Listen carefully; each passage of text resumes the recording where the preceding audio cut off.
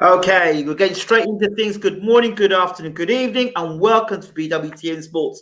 We have with us a friend of the show, none other than Trainer of the Year in 2019. I wouldn't be surprised if he was Trainer of the Year in 2020. Brother, no, 2017. Well, I'm giving you 2019 anyway. You know me. Make the rules up as I go along. All right. How are you doing, brother? I'm doing good. How you doing, man? I'm good. I'm good. I'm good. Listen, 2017 Trainer of the Year, 2020 Trainer of the Year. What do you think? I don't think so. You don't think you're getting it in 220? No, I think that the goal. Well, first of all, I don't feel like I will. I know I didn't get it in certain categories or certain whatever. So you just gotta, I'm the people's champ. I can't. You sound like Tyson Fury now. The establishment won't give it to me, so I'm the people's Well, champ. listen, we at BWTM Online are giving you Trainer of the Year for 2020. Your guy comes back. Your guy comes back from a car accident, right? Right. He comes back from a car accident and he looks as good as new in his comeback. Right. So, there's that. And of course, you've got JERMELL Charlo as well. Not enough. So what's better than that in 2020? And you asking me, I'm gonna go from other people's perception. The Teofimo win from other people's perception is better than that. Yeah, but your guy came out of a car accident and came back. People didn't fight again. There's 7 million people, 7 billion people in the world. There's only one person in the world who has 2 unified champs. That's not enough. That's not enough to be Trainer of the Year. We all know. We know. It's because you're wearing the wrong watch, right? You need to wear another watch instead, right? Mm-hmm.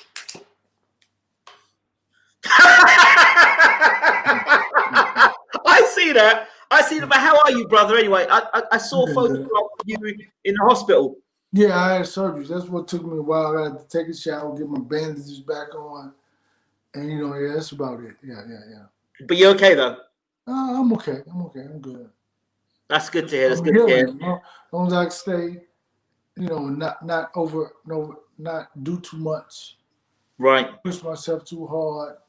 Not, re-injure myself, then I'll be okay. So I have like 4 more weeks. We have about 4.5 more weeks left. Yeah, about 4.5 more weeks left. Okay, great. So let's talk about a few things. Obviously, the first thing we need to go back and touch on is the great win you had with JERMELL Charlo. Right. Overlooked because a lot of people thought the opponent was Rosario was the guy to do a number on Charlo. That's what they were saying. Right. He was a big puncher. Right. He beat the man that beat the man that beat the man. If you think he's the actual guy that beat the guy that beat the guy that beat the guy. Right. So he fought the man, right? And he is the man that beat that guy. So but I think that everything's overlooked. I think that if I was like, I had a conversation with Sean Porter, and at the end I said, I would not be overlooked, and then he finished his sentence if you were more loud and obnoxious, basically, so it's like, hey man, I'm okay. I'm all right. Do you think that actual win was overlooked?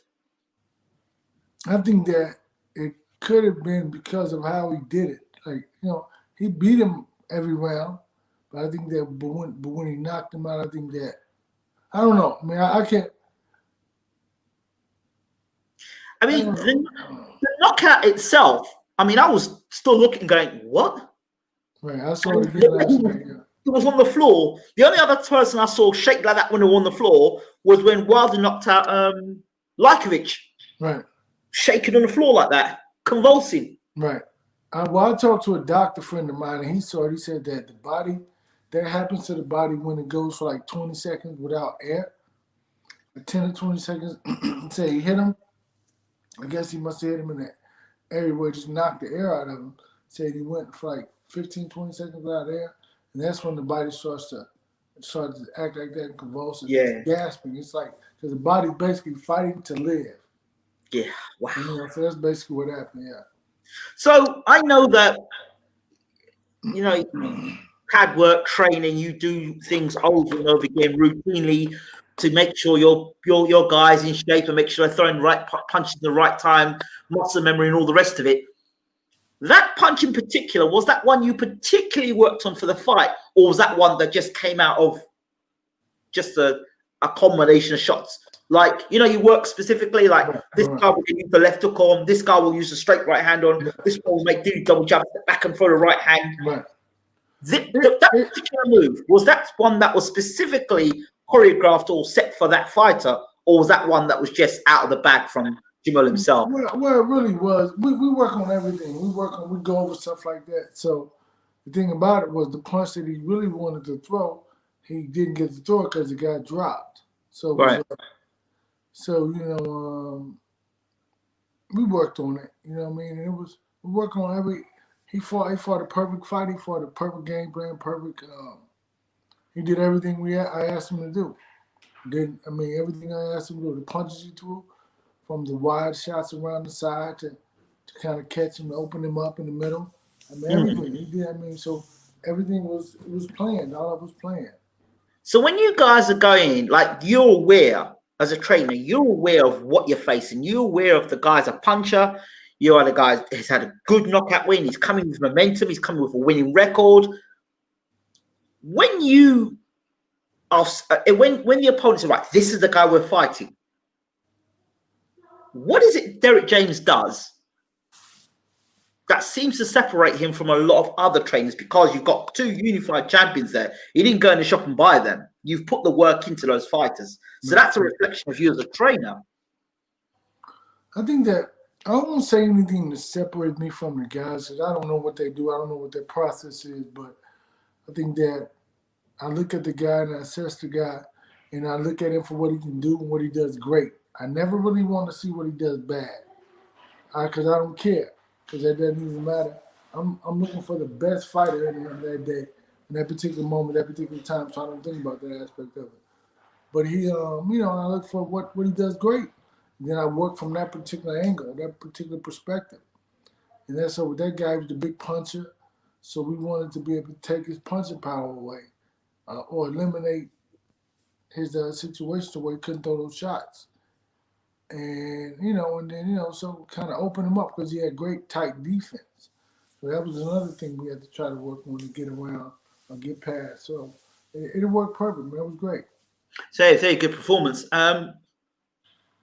Often in boxing, it seems quite common now in boxing that fighters seem to have one way of fighting, and they think that one style of fighting is going to beat everybody. But it seems that the fighters that are more flexible, adaptable, able to have different game plans for different fighters are the ones that have longevity in their careers. How important is it for you as a trainer to actually have a successful game plan? And as dumb as the question it may sound, it seems to me that there's a lot of fighters that don't seem to be going with game plans and just hoping to land big punches and knock a guy out or try and steamroll a guy over. And it's apparent that when they get in the ring, those game plans are non-effective. Well, sometimes you have to just have a couple of things that you work on, which my focus is like, I think that when I look at sometimes game plans, like what you want to do in this round, what you want to do in this round, that round. Everything I do is like not so much about rounds, but about situational.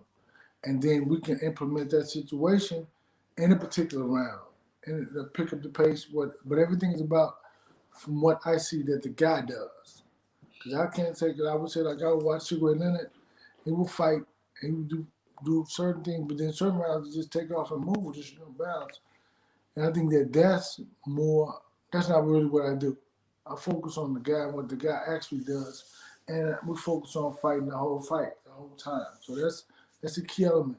And I think that it's not about a break. It's not about punching every now and then. It's about implementing your strategy, your game plan, whether you're throwing shots or not throwing shots. If you look at Errol when he fought Danny, in like a couple rounds, he didn't throw many shots, right? But he still put the pressure on him.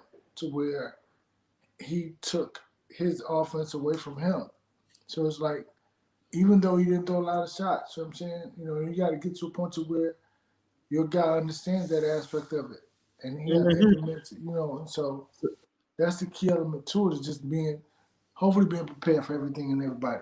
So you can expend another guy's energy without using, when you might be a little tired, put the pressure on the other guy by just walking him down, force him to throw punches, and you can just go in a shell and just tuck up and walk the guy back when you're feeling tired. He felt the pressure. He felt the pressure, even though he felt the pressure. He felt that the intensity never changed for him, whether it was Errol throwing punches or Errol coming forward, putting the pressure on him, whatever, or JERMELL not letting his guy be set. I mean, it's like, so yeah.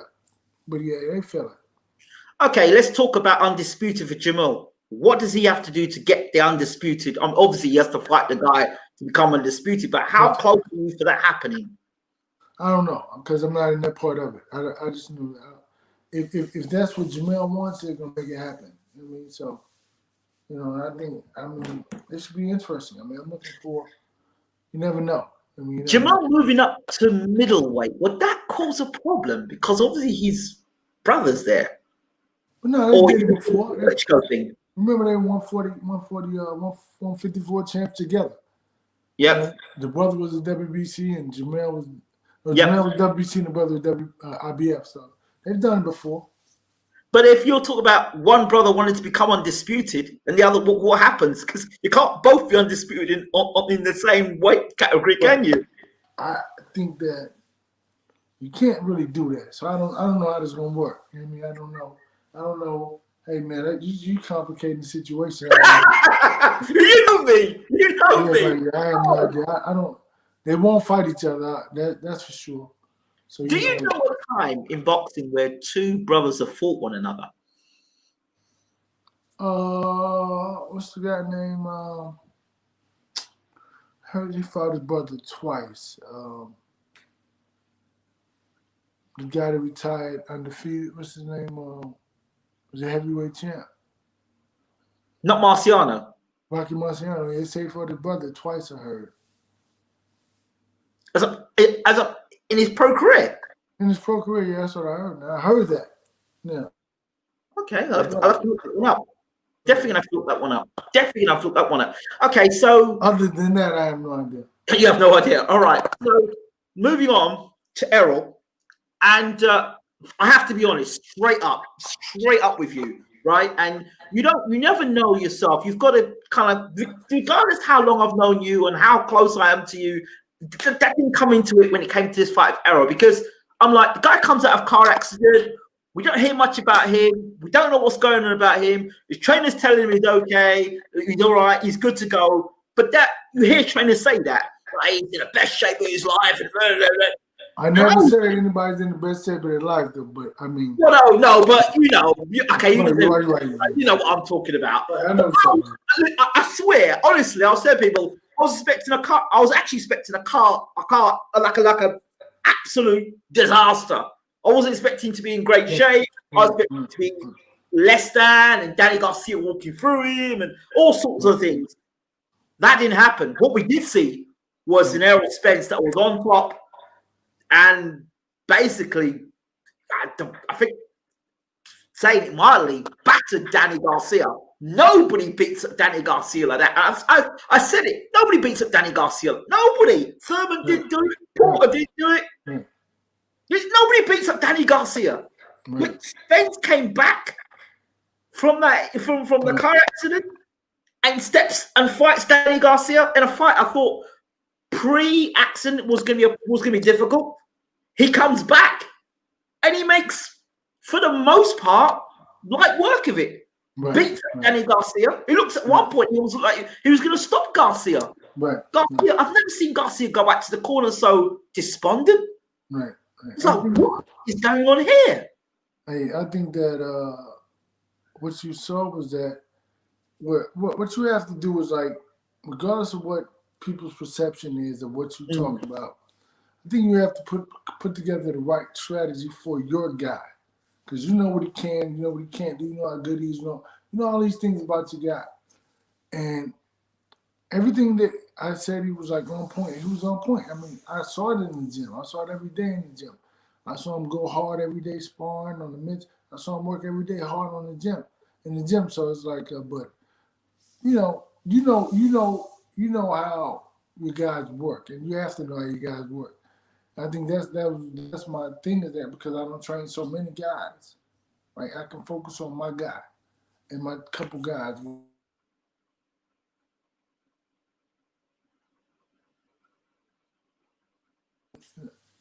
Go ahead. Yeah, somebody called me. Okay. So I can focus on my guy, and that's the key element is just to be able to focus on my guys and to kind of see what they can do, what they what they need, what they don't need, things of that nature. And that's really why I think that that's the key element to my success is that I'm able to focus on my guys, and we all want the best. So take you back through, because Errol talked about the sparring and the hard sparring he had to go through and how difficult it was.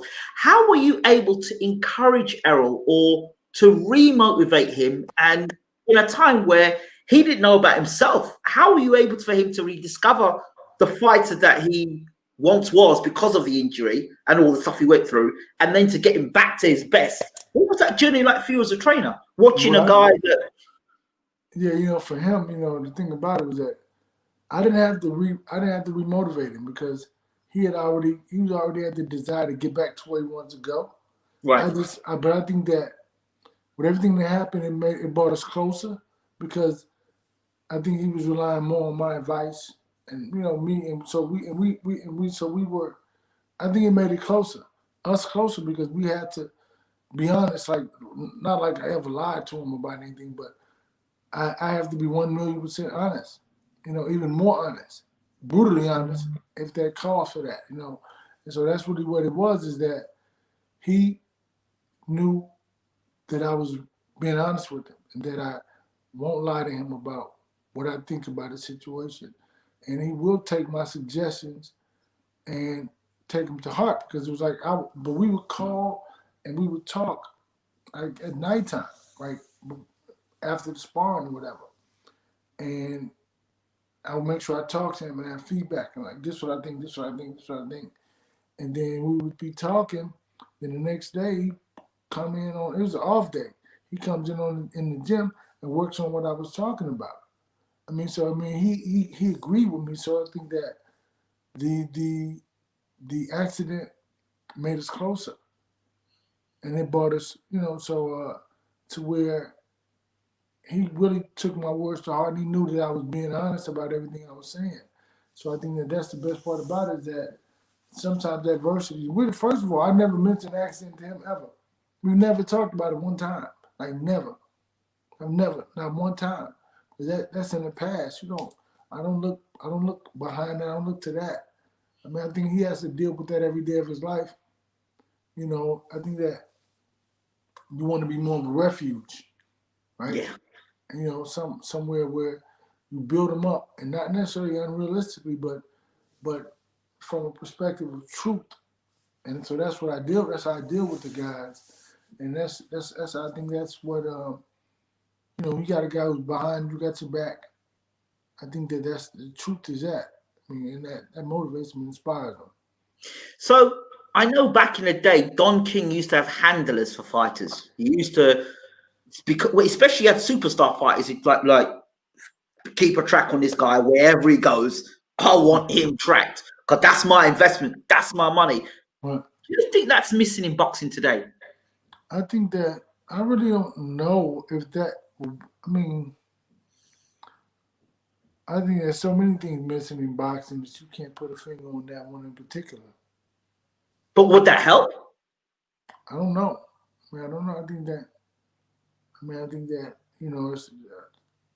it's so difficult to be young, successful, to be black man in America. Yeah. So you got all these other things you have to do. But even more so for black men in America, even more so to have a handler that understands, an older man, an older gentleman, a mentor that's been there, seen it and done it. See all these former fighters, they probably would make, the ones who had good careers would make probably good mentors to some of these fighters. and say, look, bro, don't get yourself. We're not going down that road. The partying and the drinking excessively. We're not going down that road. You shouldn't be going down that road. Would that help for those fighters? I can't say. I mean, I don't know. I mean, I think we all put it like this. Everybody in his life, everybody's in these guys' lives, or you would hope that they're there for the best reason. For the best, so the young guys that have fulfilled lives, you know. But I mean, I can't. I've never indulged in things like that. But I think that's me. I can't bash anybody for that, whatever, or if they do it or not. Because I don't mean, you know, when I'm with them, you know, I don't, you don't act like that around. You know what I'm saying? Whatever. You say that, and this is an interesting one.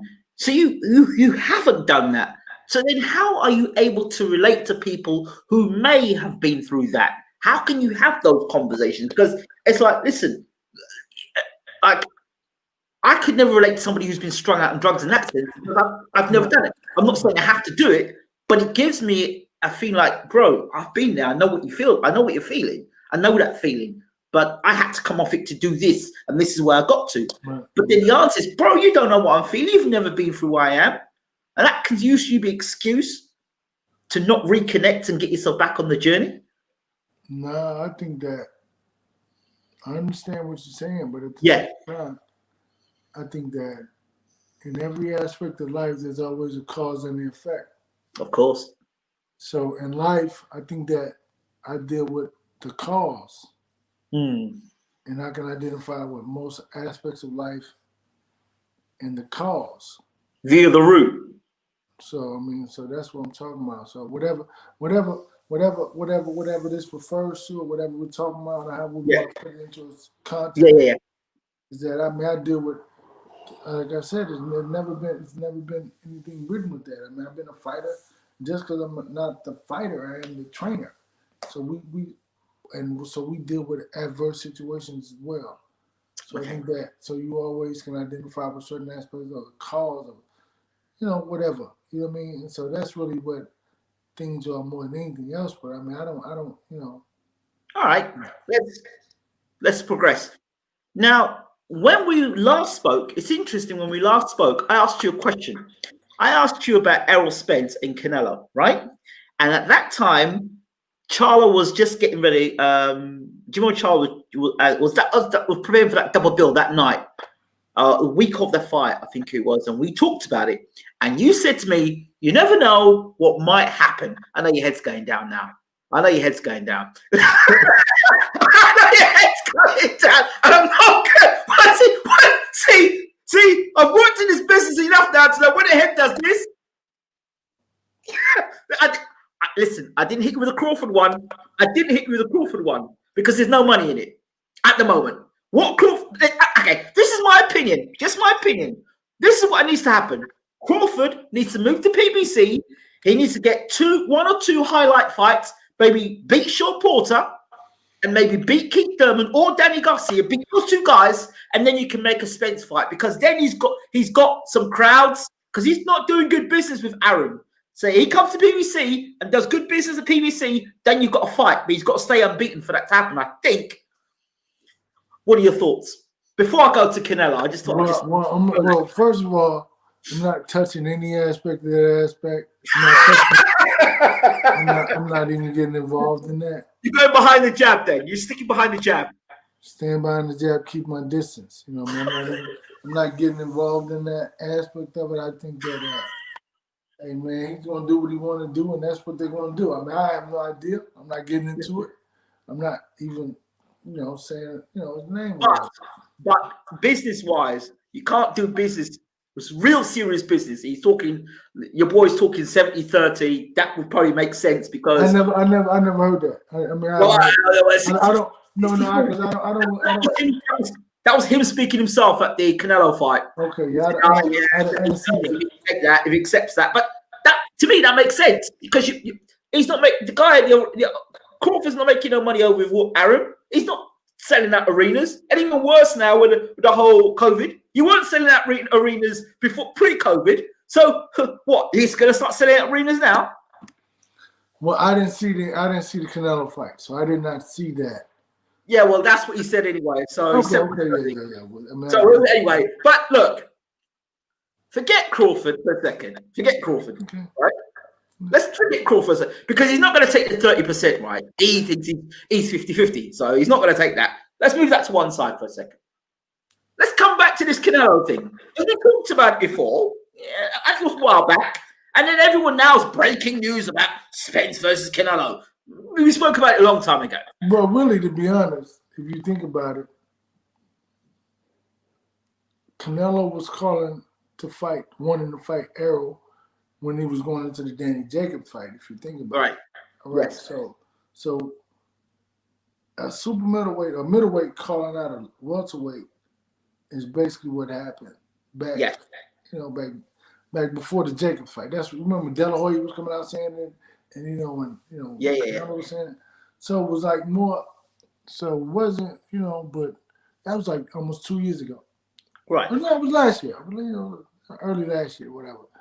But no, man, but I'm not getting involved in that either, man. I think that, and I don't know anything about it. Listen, hey, Al must have given a call. Say, yo, hey, don't talk no stuff about no fights, right? No. That's it. Uncle gave you a call. Uncle Al spoke to you, didn't he? Yo, put like this. I'm on holiday. But you're on holiday. We hadn't talked about any of that, man. We had, Well, no, I'm not talking about the fight, because that's not what I'm interested in. What I'm interested in is this. So Errol himself said he could fight at middleweight, no problem. How much does Errol suck from middleweight down to welterweight? Because he's talking about moving to light middleweight. How does that drain on his body? He put it like this: when he was like about 4 or 5 weeks out before the fight, he was 3 pounds overweight, 4 or 5 pounds overweight. With more than a month and a half to go. Yeah. So I think that middleweight, and he can make middleweight easy. Because he's. Well, hold on. What? He can make middleweight easy. Kell Brooks said he could make middleweight easy. All right, don't do that. He can make middleweight easy. Wait. You can't. You can't compare us to Kell Brooks. That's why I said it. But that's blasphemous. Listen, I like Kell Brooks, but you've been blasphemous. Don't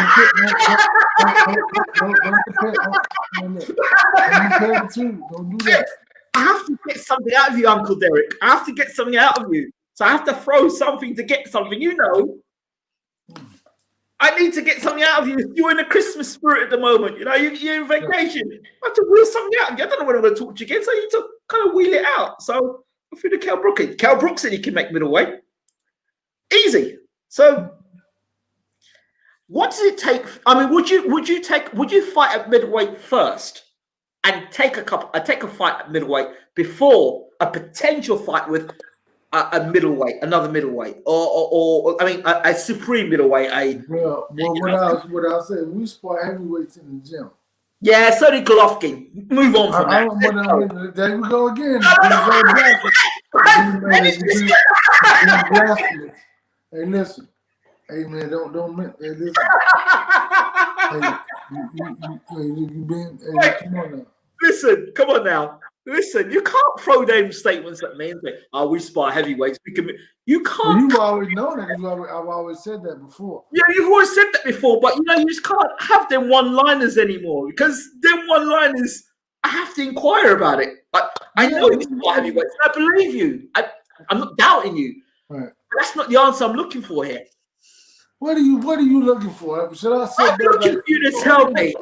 I'm looking for you to tell me. You guys move up to, potentially, if you were to move up to middleweight, would you take a fight straight away with a potential superstar like Canelo, which you guys are as well? Would you take a fight with Canelo straight away? Would you want to fight and see get yourself in? Because Errol's talking fight a light middleweight. Well, put like this. Middleweight. So put it like this is what I'll say about anything of what you said. Right. I won't speak about that. I'll speak about this. Did he have a comeback fight? Right. He had a comeback fight, right? Yes. What he came back to did so in the comeback fight, he fought a top contender. Correct. Top, like top 5 contender. Yeah, I'm not disputing that. So after the car accident. Yes. Yeah. So so this is what I'm saying. After the car accident, right? Yeah. Did he take a warm-up fight? No warm up. Yeah, but that's hold on. All right. I take it. Yes. So what you're basically saying is I didn't say nothing. I didn't say wait. Suggesting you would step straight from welterweight up to middleweight and fight Canelo like that. I didn't say that. I didn't say that's what he was going to do. Okay. I'm just saying. Look at his background. Yeah, but Danny Garcia is not Canelo. I'm not talking about Canelo Alvarez, man. What you keep talking about? That's what you talking about. I'm not talking about. All right. Forget Canelo. Moving up to middleweight. Mm-hmm. Is that something you see happening? Well, I think Errol will fight 147.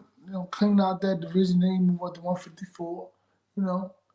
And go that route. And then maybe at the end of his career, he could be middleweight. I'm just saying. At the end of his career, he's gonna go and fight.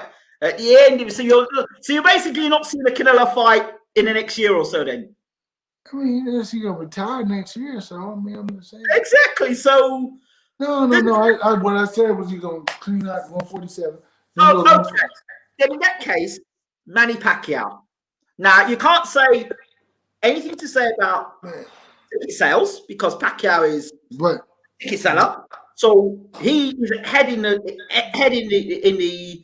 pecking order, business wise. Pacquiao, money, superstar himself. Pacquiao, 8-weight world champion, whatever you want to call it. Right.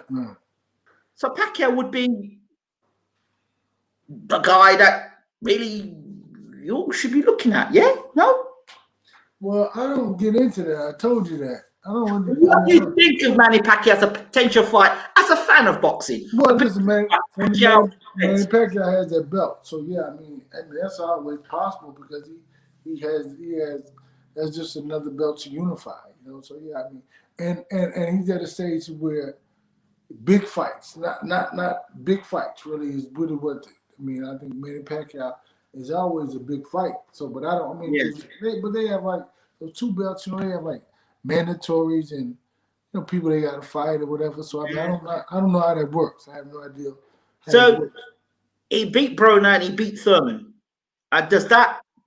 Do you still see Pacquiao as a legitimate threat at welterweight? Yeah, he's always a threat, man. He's a big threat, man. Yeah. Do you look at that? He's saying he wants to fight Spence next.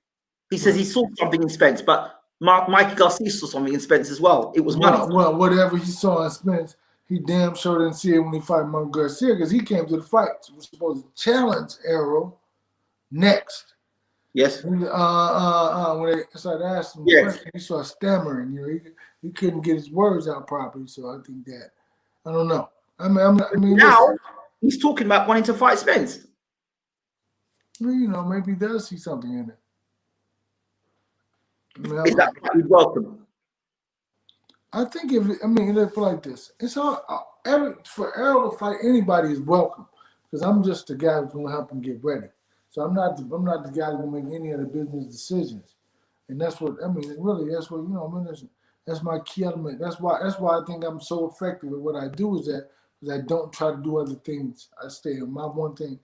I'm a trainer, and I stay in that, and I push that, and I keep pushing it. I think that's why I'm so effective in what I do is because I don't try to do the other things. I don't try to get involved in that. So, I mean, if whoever he says he wants to fight, that's who I want him to fight.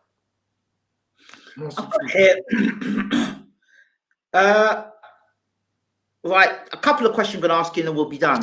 Right, from other people. B Liberty, let's put the question up. He says, can you ask Derrick this? During the build to Errol Spence versus Danny Garcia, there were talks of Canelo versus Errol. Even Canelo and his trainer Cheperinoso said that they were interested in a fight in Dallas Stadium. When Errol mentioned it during his interview in the past week at the Canelo fight, Canelo responded saying they would no longer fight at 160 for the moment. What do you think of that? I don't know. I mean, I think that, like I said, maybe he's not. He's a 168 pounder. I mean, you know what I'm saying? He's probably filled out and he's growing into that. And so it's okay for me if he. I want him to fight who he wants to fight. So if he wants to fight that guy, then that's what I want him to fight. If he wants to fight any of the other guys, that's what I want him to fight. So I don't know. Go ahead. Okay, next question is from Shook One. Good evening, Ingram and Mr. James. Could you ask Mr. James, is there such thing as a ball puncher or KO artist, or can devastating power be honed or developed when one gets his man strength? I think that technique, I think that people who can punch really hard are very strong, but I think at the same time, there's technique also. So if you punch them with your whole body, rotating your body, that your physical strength can never get up to the power that your body can get. If I'm throwing a shot like this, my whole body into it, that's harder than if I'm doing that. Of course. My whole body going to turn and punching right through the target. Yeah. So I'm using my body for the shots, not even really using my physical strength. But so I think that it's all about technique. Okay. Lawrence Williams asked the question. Coach Derrick, is Jermell likely to fight his IBF mandatory Bakaram Mutsavliv next? Maybe a hometown fight? I don't know. I have no idea. I mean, like I said, I'm not in that part of it. They just let me know who they're talking to and what we're looking at. And his management will let me know, and then we just go from there. Somebody says Spence is a 147 fighter, 154 fighter. No, what? Not 160 fight until the end. I mean that's how most fighters do it, right? They kind of build up, and but I don't know, so I can't. I think that if he's interested in moving up, he'll do it. Whenever he does it, it's cool. I mean, I don't. My job, like I said, to keep just getting him ready. Okay. What were your thoughts on Mike Tyson and Roy Jones, the fight in the end? I thought it was interesting. I thought that people remember being reminded of the nostalgic feeling that they had when Mike Tyson fought and Roy Jones fought, years ago. And well, really, Mike Tyson was the biggest factor. But at the same time, I think that they missed that aspect of boxing, that treacherous, the idea of the knockout, and so I think that's what they miss in boxing. And so they had a great nostalgic feeling about it, and it sold a lot because they missed it. Mike looked good, did he not? Yeah, I think he did. Yeah, well, put like this, I think that Mike looked really good. I think that he stayed within himself. He stayed within what he remembered himself to be. Right, and he didn't really step outside of that. Would you roll a dice and throw Mike in there with Anthony Joshua for one night, for 3 rounds? Go out there, throw your best punches, and no. Why? Because I think that was nice and that was play. That was nice and it was play. It was controlled. Everybody looks great in controlled atmosphere. I think that. But what Mike would have to do to fight Anthony Joshua, to beat Anthony Joshua in 3 rounds, it's not, he's 54 years old. So you got to be able to deal with it from a realistic perspective. A 6'7" guy. Could Mike land a shot? Yeah. But I think that what would he have to do to land that shot? It's a lot. So I think that,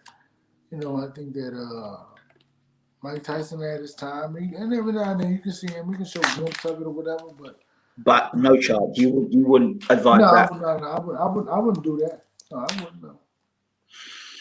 Lopez's win against Lomachenko. Were you surprised at the win against Lomachenko? after all the talk about how great Lomachenko was? No. Why?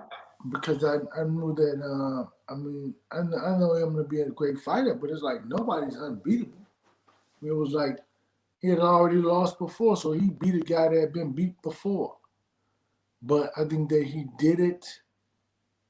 He did well at what he did, man. He hit him with some good body shots. He threw some shots that he had those power shots that made him more hesitant to come in, I think, and that's really what the key element was. He only did two things different, but those two things were something that when you're constantly fighting people with flat feet who can't move, can't get out of the way, and who are watching you box them, which I always say that's what they're doing, watching him box them, and that's what you saw Teofimo Lopez do, is that he didn't watch him box him. He made him adjust to what he was doing. Absolutely, absolutely. Final question. This is coming from HTC weather reports or updates. He's asked, who's the hardest puncher you've had on the pad? Man, it could be day to day. It could be Errol. It could be JERMELL one day. I mean, it just depends. It could be one of those two guys. Probably. Yeah. But like from day to day, you know what I mean? It's like, one day it's this guy, one day it's another guy. So it varies within the day. Because you feel it in your arms, your elbows, your shoulders, all of that, So yeah. Fantastic. Derrick, thank you so much for your time once again. Do you have a message for anybody that's been watching the show today? Well, man, just thank you all for, being intrigued about what I was going to say or whatever. And hey, man, I'm happy to be here, man. I'm happy to be here. You don't get a lot of love out there, so to be shown some love is cool, I appreciate that. Yeah. I appreciate that. And Merry Christmas or season's greetings to you and your family. Thank you. Appreciate it. Same to you, man. And we'll see you soon. No doubt. Good day. Take care. All the best. Yeah. So there we have it. Top trainer, good friend of the show, Derrick James. Thank you for watching. Don't forget to rate, subscribe, leave your comments as always. It's BWTM Sports Gaming. We're out. Thanks for watching.